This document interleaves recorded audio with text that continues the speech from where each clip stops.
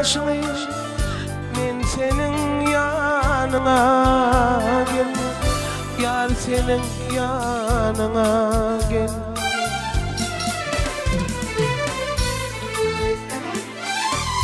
Güneşinle yadı dönür, kağıma kağıda dönür, vurmalayın sağa dönür.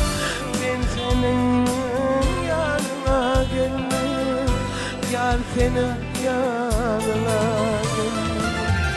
Vurmalayın sağa dönür, ben senin yanına gelmem, yar senin yanına gelmem.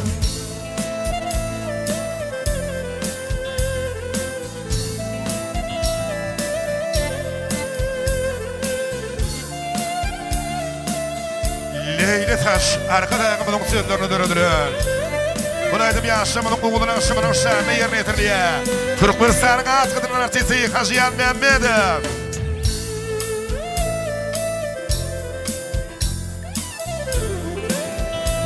Oğluk da gor otu bilem, oğlun da gor bağıtı bilem diye. Bağıttım ol, Revşen. Söyüp hem söylüp yaşa, arka dağlı yurdumuzda farakat basalımızda. Köşüterden akır kuşlar, bu baharlar baktı kuşlar, bu baharlar baktı kuşlar.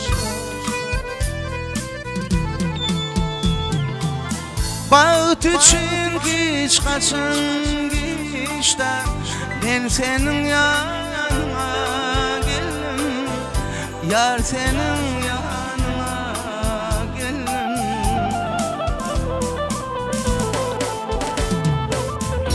Gül içinde yandım, kavga kayda dönüm, varmayım sana, ben senin yanına, yar senin yanına geldim. Varmayım sana,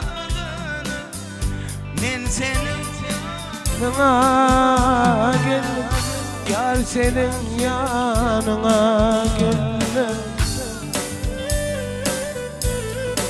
Durmuşumda bir kadar suyuculuk 4 yaşlı olsun. Köşüterden akıl huşlar, bu baharlar baktım boşlar, bu baharlar baktım boşlar.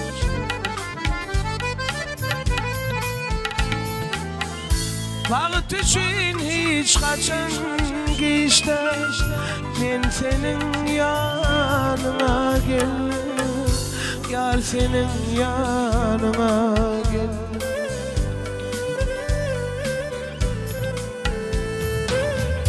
Gül içinde yadı dönür, kağıma kağıda dönür, vurmalayın sağa dönür.